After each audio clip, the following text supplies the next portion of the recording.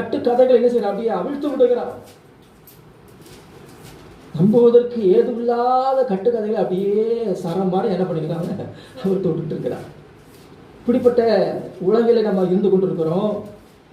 இப்படிப்பட்ட பலவிதமான காற்றினாலே அலைகளை போல நீங்கள் அழுகிறவராய் இராமல் நீங்க என்ன சத்தியத்தை கைக்கொள்ளுங்க. சத்தியம்னா யாரு? இயேசு. அவர் வசன சத்தியம். இந்த உலகத்திலே சோத்திரம் சூதும் வஞ்சிக்கிறதுக்கு ஏதுவான பலவிதமான அந்நிய போதனைகள் இருக்கு. புரிந்து கொள்ளுங்க. இந்த சபையை விட்டு வெளியே போனாலே, உலகத்துக்கு போனாலே எல்லாம் சத்தியமாக உங்கள் காதில் வந்து விழுகுன்னு நீங்கள் என்ன செய்ய முடியாது, நம்ப முடியாது. எல்லாம் தந்திரமான பிசாசனுடைய போதனைகள் அப்படிதான் நம்ம காதில் விழுந்து கொண்டு இருக்கிறது. இவைகள் மத்தியிலே நீங்கள் சத்தியத்தில் எப்படி இருக்கணும்? நிலைச்சு நிற்கணும். ஹல்லேலூயா. சோத்திரம். சத்தியத்தை கை கொண்டு சத்தியத்தில் நிலைச்சு நிற்கணும். அப்பதான் நீங்க என்ன செய்ய ஒரு விடுதலை பெற முடியும். சோத்திரம். ஆகவே சத்தியத்திற்கு செவி சாயுங்கள், சத்தியத்திற்கு செவியை விளக்காதுங்கள். ஆமென். சத்தியத்திற்கு செவியை விளக்கிறாருங்க. கட்டுக்கதைகளுக்கு செவியை விளக்குங்கள். ஆமென்.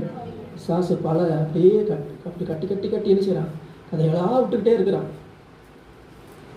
கட்டி கட்டி கட்டி கட்டி கதைகளை அப்படி அவிழ்த்து விட்டுக்கிட்டே இருக்கிறான். இன்னைக்கு ஜனங்கள் என்ன செய்கிறாங்க? சத்தியத்திற்கு செவி கொடுக்காமல் பிசாசனுடைய கட்டுக்கதைகளுக்கு என்ன பண்ணிக்கிட்டு இருக்கிறாங்க?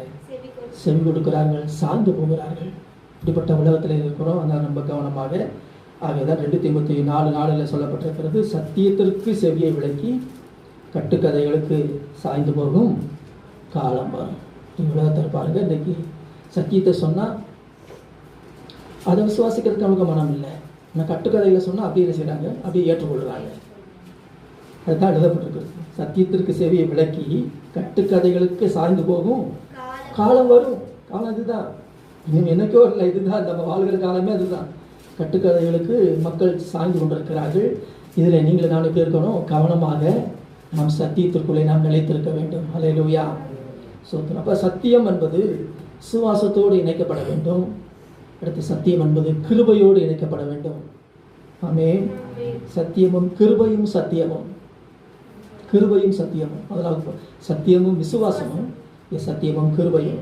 பாருங்கள், இயேசுவானவர் அவர் கிருபையினாலும் நிறைந்திருந்தார், சத்தியத்தினாலும் நிறைந்திருந்தார். ஹல்லேலூயா. அந்த வார்த்தை மாம்சமாகி கிருபையினாலும் சத்தியத்தினாலும் நிறைந்தவராய் நமக்குள்ளே வாசம் பண்ணினார். நமக்குள்ள அவர் எப்படி இருக்கிறார் தெரியுமா? கிருபை நிறைந்தவராய்.